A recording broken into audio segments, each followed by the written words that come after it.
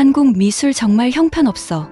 중국 베끼는 것밖에 못하잖아. 평생을 한국에 대해 탐탁지 않게 생각해온 한 외국인 여성이 있습니다. 단 한 통의 편지로 한국행 비행기에 올랐고 한국에서 큰 충격을 받아 인생이 송두리째 뒤흔들렸다고 하는데요. 도대체 그녀에게 무슨 일이 일어났던 걸까요? 그럼 오늘의 사연 시작하겠습니다. 제 이름은 아마라 클레이튼입니다. 올해 65세이고 평생을 미술과 함께 보냈어요. 저는 신문과 잡지에 미술에 대한 글을 써요. 사람들은 내가 엄격하고 솔직하다고 생각해요. 마음에 안 들면 그대로 말하거든요. 그리고 오랫동안 한국 미술이 마음에 들지 않았어요. 단순한 편지 한 장이 제 인생을 이렇게 바꿀 거라곤 상상도 하지 못했죠. 허름한 런던 아파트에 앉아 인생을 송두리째 뒤흔들 초대장을 들여다보고 있었을 뿐이었어요. 서늘한 가을 아침이었어요. 빗방울이 창문을 두드리고 있었고 저는 얼그레이 티를 홀짝이고 있었어요. 주위에는 예술 서적과 오래된 신문들이 쌓여 있었고 제 고양이 피카소는 내 무릎 위에 웅크리고 있었어요.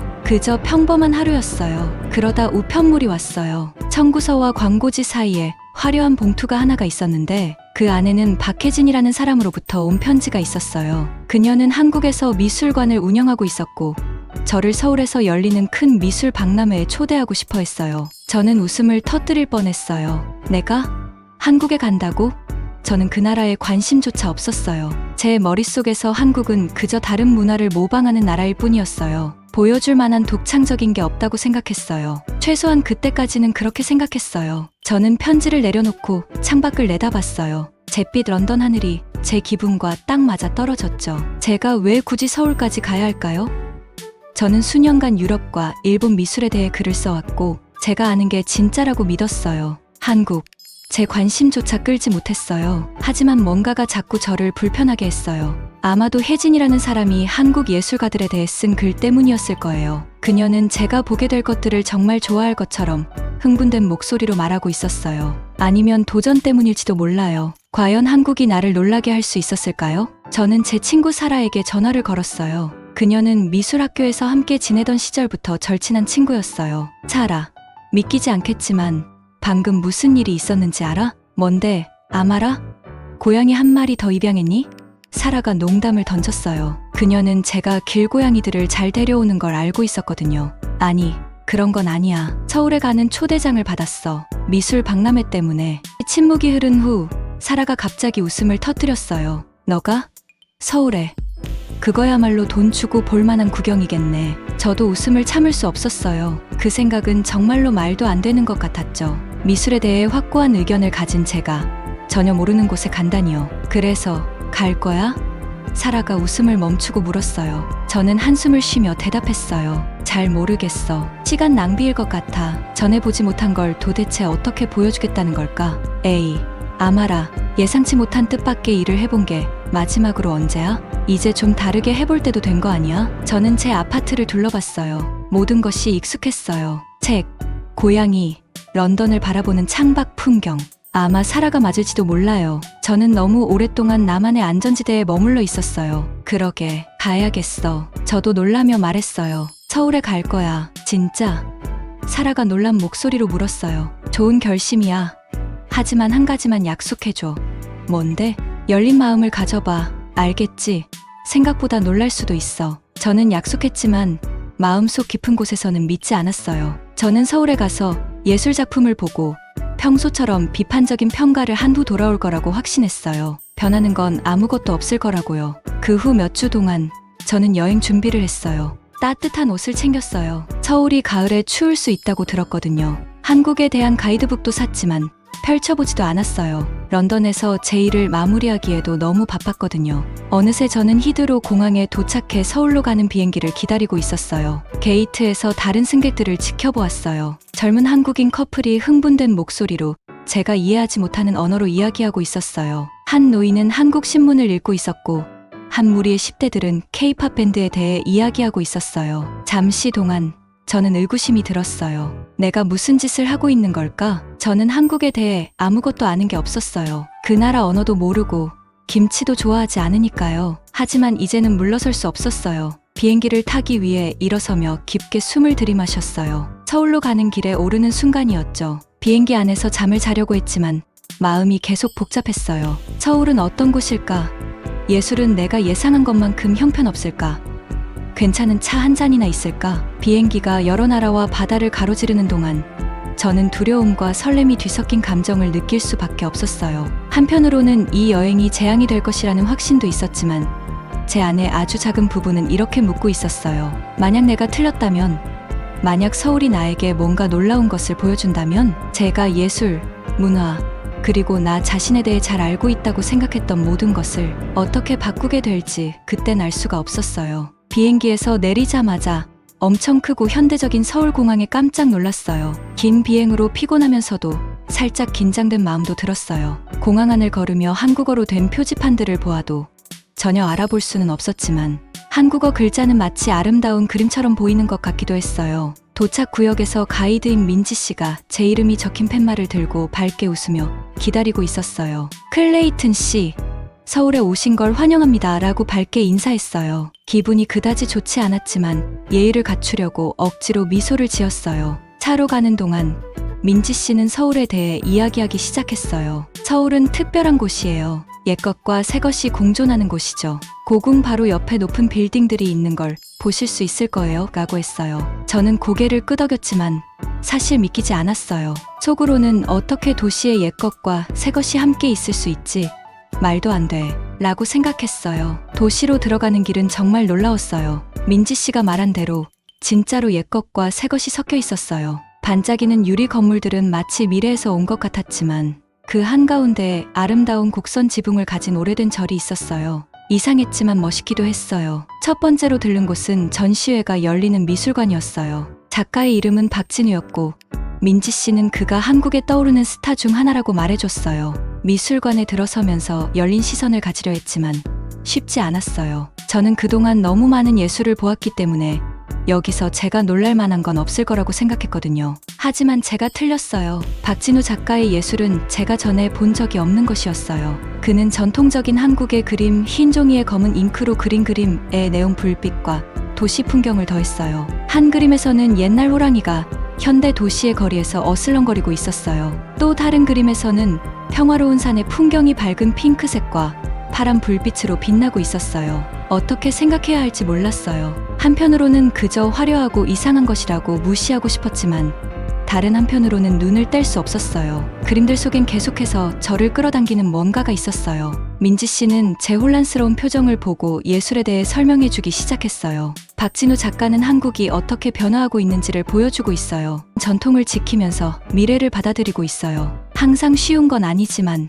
그게 바로 우리예요. 했어요. 그 그림들은 제가 예술과 한국에 대해 알고 있다고 생각한 모든 것을 시험하는 것 같았어요. 인정하고 싶지 않았지만 제 편견을 흔들고 있었어요. 미술관을 떠난 후 민지 씨는 저를 호텔로 데려다 줬어요.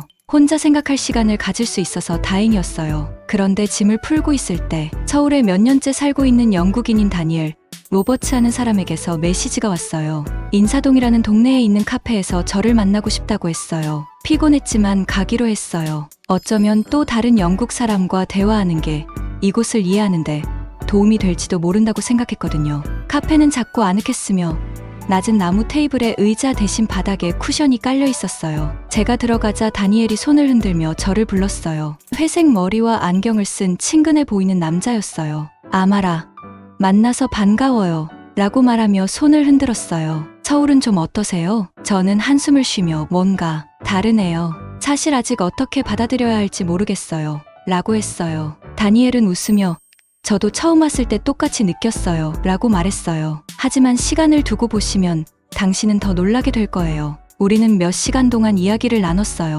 다니엘은 한국에서의 삶, 나라의 역사, 그리고 한국 문화가 어떻게 변화하고 성장하고 있는지에 대한 이야기를 해줬어요. 그는 제 생각을 많이 바뀌게 했고 새로운 관점에서 생각하도록 만들었어요. 한국은 단순히 다른 문화를 모방하는 게 아니에요 라고 그가 한 번 말했어요. 그들은 전 세계에서 아이디어를 가져와 완전히 새로운 것을 만들고 있어요. 지켜보고 있으면 정말 놀라워요. 저는 그와 논쟁하는 대신 그저 듣고만 있었어요. 그의 말은 뭔가 이치에 맞는 부분이 많아서 그것을 인정하고 싶지 않았지만 어쩔 수 없었어요. 그날 밤 호텔로 돌아오는 길에 머리가 혼란스러웠어요. 그날 본 것과 들은 모든 것 모두가 제 의견을 흔들고 있었고 처음 서울에 올 때 기대했던 것들에 대한 확신이 이제 없었어요. 그날 밤 잠들면서 혼란스럽고 약간 두려웠어요. 예술과 문화에 대해 제가 알고 있다고 생각한 모든 것이 틀린 거라면 어쩌죠? 혹시 한국이 제가 상상했던 것보다 더 많은 것을 가지고 있는 건 아닐까요? 다음 날,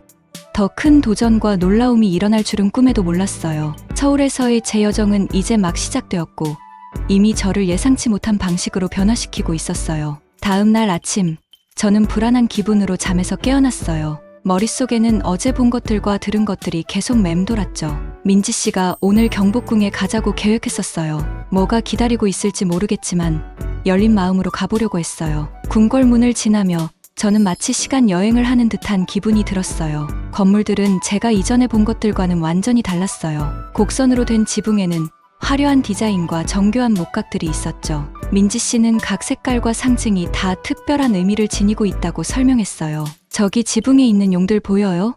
민지 씨가 위를 가리키며 물었어요. 저건 단순한 장식이 아니에요. 왕의 권력을 상징하고 악령으로부터 궁궐을 지켜주는 거예요. 저는 고개를 끄덕이며 이 모든 것을 이해하려 애썼어요. 민지 씨는 이곳에 살았던 왕과 왕비들에 대한 이야기를 들려줬어요.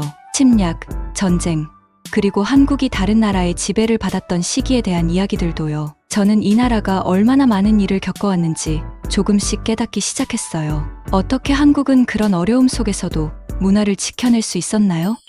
제가 물었어요. 민지 씨는 미소를 지으며 대답했어요. 쉽지 않았죠. 그녀가 말했어요. 하지만 우리 민족은 절대 포기하지 않았어요. 전통, 언어, 예술을 지켰고 가장 힘든 시기에도 우리를 표현할 방법을 찾아냈어요. 그녀의 말을 들으니 여러 생각이 떠올랐어요. 저는 항상 한국을 그저 다른 나라를 따라하는 곳으로만 봤었거든요. 하지만 이제 제가 얼마나 잘못 생각했는지 알 것 같아요. 한국은 그 자체로 풍부한 역사와 정체성을 가진 나라였어요. 시간이 지나면서 저는 점점 더 많은 질문을 하게 됐어요.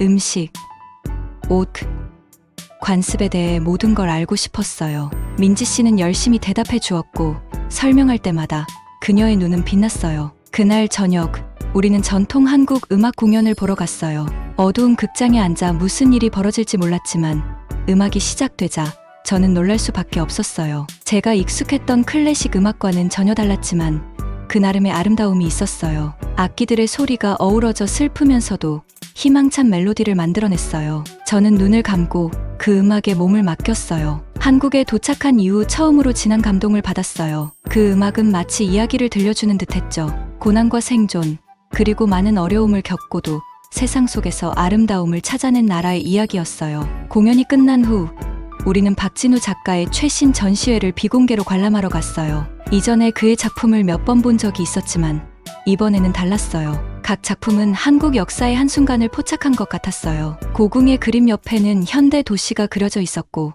전통 가면과 대중문화 아이콘이 섞여 있었어요. 걸어다니며 저는 마치 한국의 전체 이야기가 제 앞에 펼쳐지는 것 같았어요. 과거와 현재에서 조금씩 가져와서 완전히 새로운 것을 만들어낸 나라의 이야기였어요. 그러다 그것을 봤어요.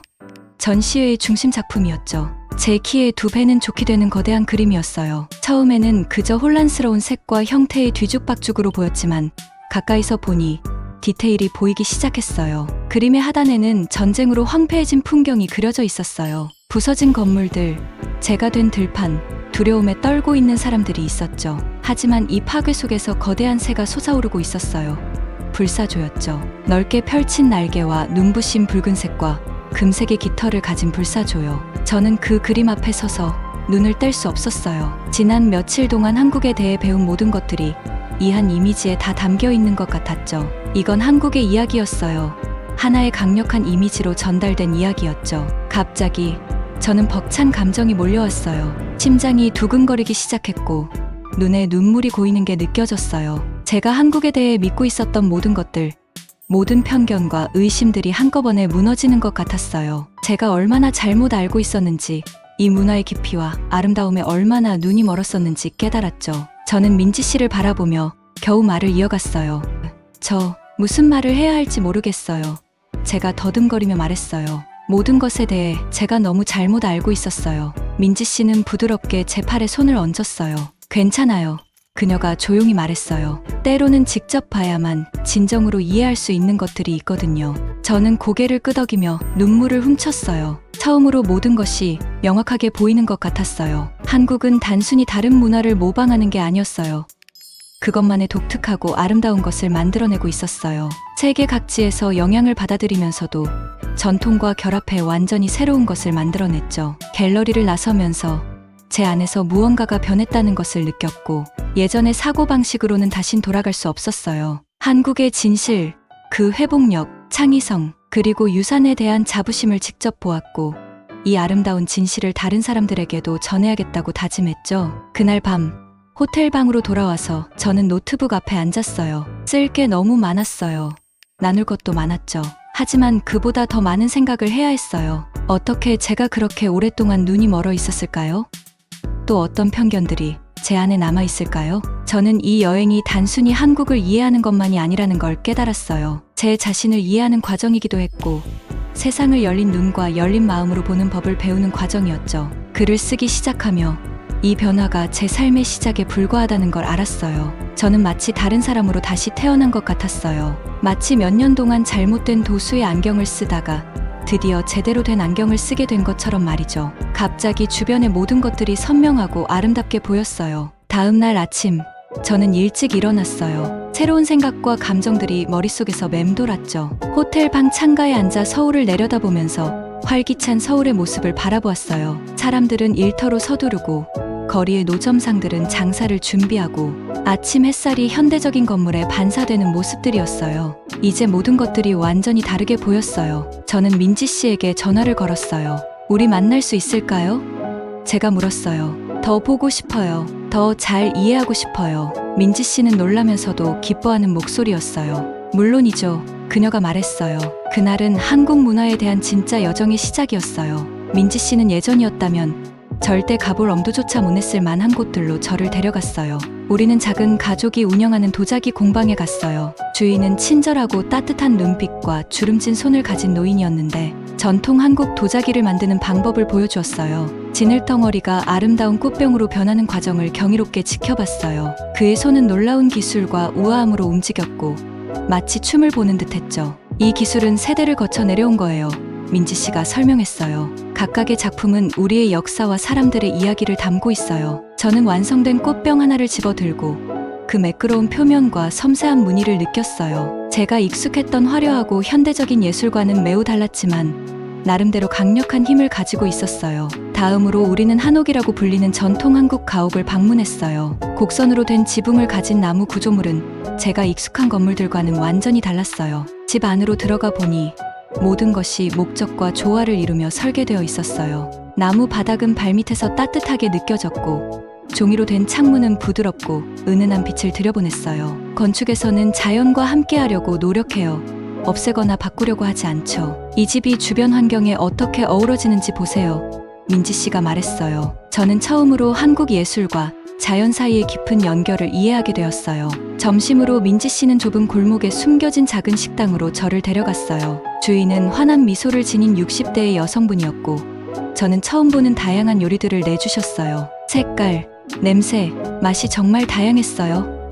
처음으로 김치를 먹어봤는데 그 매콤하고 톡 쏘는 맛에 깜짝 놀랐어요. 비빔밥은 여러 가지 채소와 밥, 달걀이 잘 어우러져 맛있었고 하나의 예술 작품처럼 보였어요. 음식은 우리 문화의 큰 부분이에요. 민지 씨가 설명하면서 말했어요. 맛뿐만 아니라 사람들을 모아 함께 나누고 조화를 이루는 것에 관한 거예요. 저는 전에 한국 음식을 그저 일개 아시아 요리로 치부했던 제 자신을 돌아봤어요. 이제는 각 요리 뒤에 담긴 생각, 정성, 역사까지 느낄 수 있었어요. 오후에 우리는 다니엘과 만났고 그는 우리를 전통 다도 체험장으로 데려갔어요. 우리는 바닥에 방석을 깔고 앉아 다도사가 차를 정성껏 준비하는 모습을 지켜봤어요. 그녀의 움직임은 여유 있고 신중해서 마치 명상하는 것 같아 보였어요. 차를 마셔보았을 때 그 은은하고 복잡한 맛에 감탄할 수밖에 없었어요. 이 다도는 단순히 차를 마시는 것 이상의 의미를 가지고 있어요. 천천히 마음을 다해 순간을 음미하는 거예요. 다니엘이 설명했어요. 런던에서 느꼈던 그 바쁘고 스트레스를 받는 삶을 생각했어요. 이 조용한 순간 차를 마시며 새로운 친구들과 함께하는 시간이 정말 소중한 선물처럼 느껴졌어요. 시간이 지날수록 저는 더 많은 질문을 하기 시작했어요. 한국의 역사, 예술, 사람들에 대해 알고 싶어졌어요. 민지 씨와 다니엘은 성의 있게 대답해 주었고 이야기도 들려주었어요. 배울수록 제가 이전에 얼마나 무지했는지 깨닫게 되었어요. 저는 편견과 폐쇄적인 생각으로 가득 찬 채 한국에 왔어요. 그러나 단 며칠 만에 제 세상이 완전히 뒤집혔어요. 저는 배우고 있는 모든 것에 대해 설레는 한편 이전의 제 태도에 대해 부끄러운 마음도 들었어요. 괜찮아요? 민지 씨가 제 조용한 분위기를 눈치채고 물었어요. 저는 민지 씨와 다니엘을 돌아보았어요. 두 분께 사과드려야 할 것 같아요. 제가 말했어요. 여기 오기 전 잘못된 생각이 너무 많았어요. 모든 걸 다 안다고 생각했지만 사실 아무것도 몰랐던 거죠. 인내심을 가지고 진짜 한국을 보여줘서 정말 고마워요. 그들은 따뜻하게 미소 지었어요. 그래서 문화 교류가 중요한 거예요. 다니엘이 말했어요.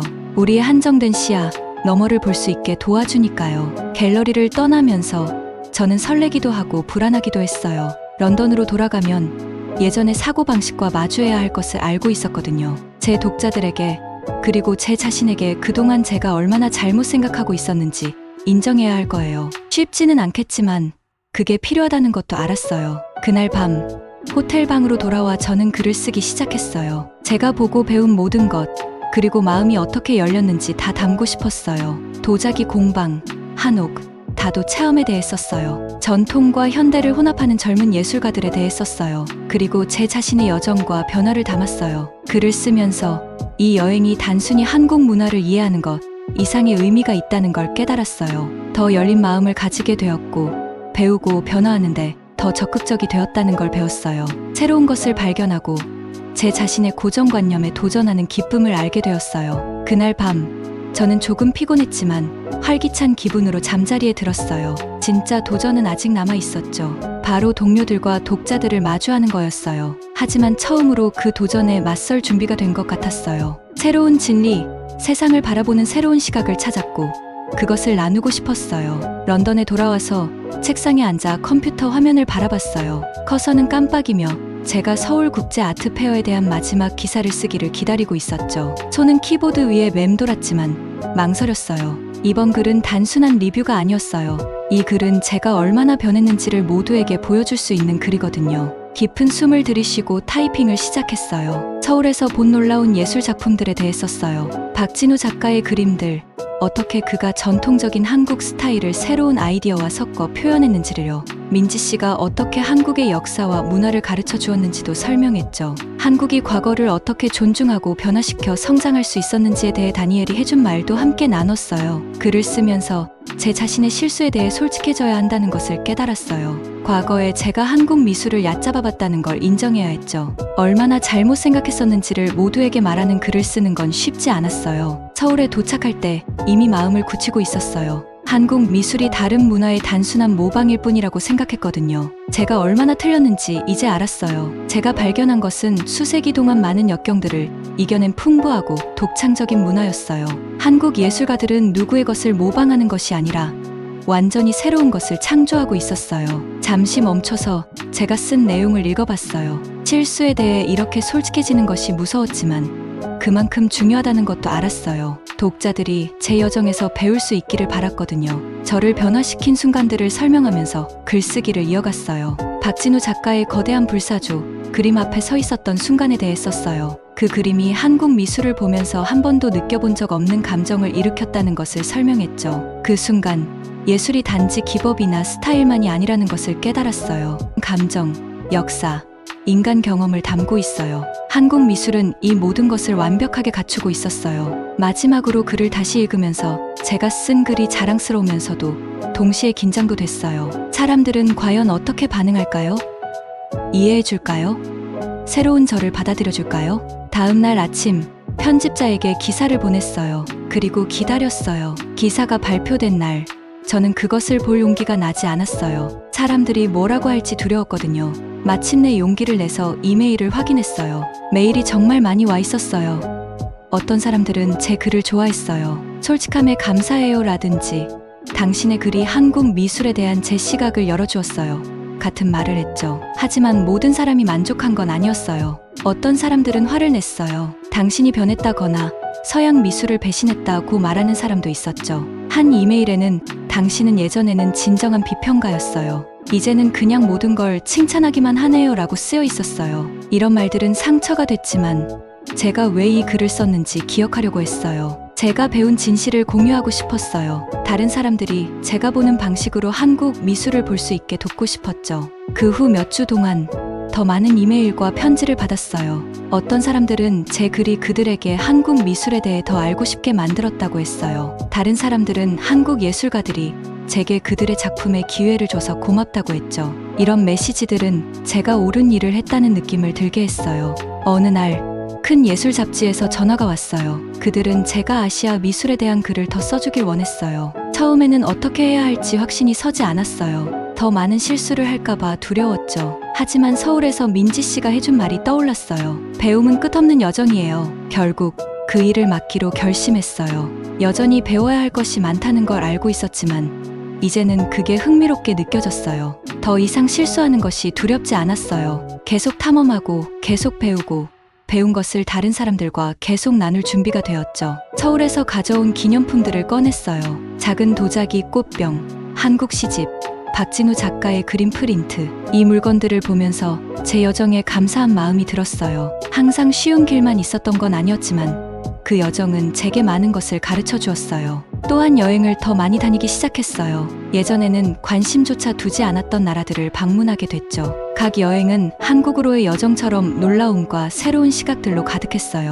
어느 날 서울 여행 후 약 1년이 지난 시점에서 예상치 못한 이메일을 받았어요. 그 이메일은 처음 저를 한국으로 초대했던 갤러리 주인 박혜진 씨로부터 온 것이었죠. 그녀는 또 다른 아트 페어를 준비 중인데 이번에는 제가 와서 제 경험과 한국 미술에 대한 견해 변화에 대해 이야기해줬으면 한다고 했어요. 그녀의 이메일을 읽으며 흥분과 긴장이 동시에 밀려왔어요. 다시 서울에 가서 민지 씨, 박진우 작가, 그리고 다니엘을 만난다는 생각에 기뻤지만 군중 앞에 서서 제 여정에 대해 이야기하는 건 두려운 일이었죠. 제가 그냥 좋은 말만 하려는 것이라고 생각하면 어쩌나 걱정이 됐어요. 하지만 첫 여행 때 민지 씨가 했던 말이 떠올랐어요. 성장은 종종 우리가 두려워하는 일을 할 때 온다고 했죠. 저는 깊은 숨을 쉬고 혜진 씨에게 답장을 썼어요. 초대에 응하겠다고요. 서울행 비행기를 예약하면서 저도 모르게 미소가 지어졌어요. 1년 전만 해도 한국에 가는 게 두려움이었다면 이제는 마치 옛 친구들을 만나러 가는 기분이었죠. 예술계가 얼마나 변했을지 새로운 음식을 맛보고 도시를 더 탐험하는 것이 기대됐어요. 그리고 중요한 깨달음을 얻었어요.